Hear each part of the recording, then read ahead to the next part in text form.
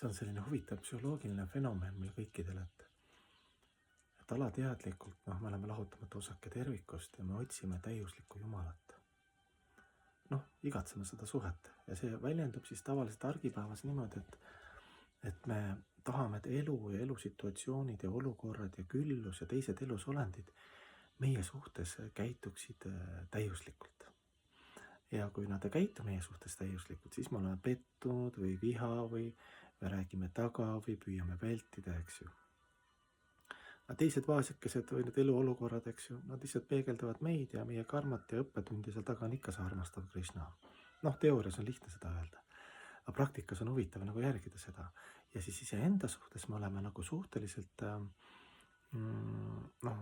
kriitika nagu, kuidas seda öelda, ei tohi ühte teise äärmusse minna, eks ju, ennast vihata, teistpidi nartsissist olla, aga ikka kuskil alateadlikult me nagu endale ei märka, ei taha märgata või et me ise nagu iseenda suhtes nii nõudlikud ei ole kui teiste suhtes. Isegi on tehtud test, et seal oli, missugune peaks ideaalne kaaslane olema ja siis seal inimesed kirjutasid vist, ma ei tea, mitu 3 korda rohkem oli neid nõudmisi, mis nad iseenda, pärast öelda, et kirjutage enda suhtes, et mis head omadused teil on. et see fenomen on selline, ühtepidi nagu haigus, aga teistpidi ta on nagu normaalne alateadlikult või hinge tasemel, et me otsime sedasama täiuslikku elu ja täiuslikku elusolendit, eks ju, sedama Jumalat. Aga kuna me Jumalast midagi ei tea, oma valikuvabaduses oleme siis ennast samastama hakanud nende erinevate kehadega, miljonite kehadega, erinevate surma sünnitsüklis kingitud kehadega läbi karma, siis et me nagu püüame nagu siin leida seda Jumalat.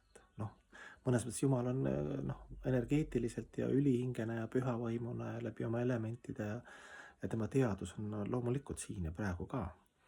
Aga me ei oska seda tunnetada, näha, me seda teadustada veel, eks. Selleks on siis valikuvabaduse raames sisse sõidetud niimoodi meile. Me teame, et on olemas kirikud, templid, mošeed, palve, meditatsioon, pühakirjad, head eeskujud, pühakud, jumalused, eks ju, see kõik on olemas, see nagu sisse meile sõidetud, et me nagu see valikuvabadusega saaksime nagu et tahad täiuslikku elu, selleks on siis meetod, sa pead ronima oma valikuvabadusest, kus sa oled roninud selle kehalisse kontseptsiooni läbi siis see nagu sport, et läbi väikse treeningu, nagu ma ütlesin ka üks päev, et läbi peenkeha musklitreeningu või antimateriaalse hinge musklitreeningu, eks ju, selleks ongi siis sellised meetodid nagu igast rituaalid ja pühakirjad ja palved ja püha nimi ja teine huvitav mõte oli, üks arukas sõber ütles, et kui tal oleks valida, et 2 ümbrikut, ühes ümbrikus oli üks suur summa raha, eks ju, põhimõtteliselt lahe ja sa tee, mis tahan, eks ju, ja teises oleks see, et sa saad küll kõik, aga läbi oma sinule vajaliku tempo ja läbi realiseeringute, et sa nagu seedid step by step, niimoodi samm-sammult, eks ju. Kõik asjad tuleb läbi käia, tõusud mõõnad, eks ju, sa saad sealt järeldused teha, teadustada, eks ju, siis sealt edasi minna. Sest me teame, mis juhtub siis, loodus kuidagi laseb ka sellised näited päris palju läbi, et kus inimesed saavad, ma ei tea, jõukust, küllust, kuulsust ja kuidas neil siis, kui õnnetult see lõpeb käib ja mis see nende teadusega teeb. Et soovin kõigile endale ka, et jõudu ja realiseeringute julgust teadustada seda, et kõik on hästi siin ja praegu, kõik on oma õiges tempos, et see on nagu sa lähed oma õnne poole, see on erinevad distantsid, erinevad momendid, igaüks läheb õnne poole omamoodi. Aga see on nagu poodi lähed ostma süüa, eks ju, ja sul oled nagu kaugemal kuskil, eks ju. Ja sa rahulikult lähed, see ei ole mõtet nagu närvi minna seal tee peal. Küll see pood ka tuleb. Lihtsalt sa oled kaugemal elad lihtsalt, eks. Rahulikult lähed, samm-sammu järgi, rahulikult tead, eks ju. 10 minutit lähed poodi, jõuad poodi, eks ju. Et meie viga ongi see, et see nagu see ümbriku näide, et ma tahaks nagu siin ja praegu koha, aga tegelikult me ei saa hakkama.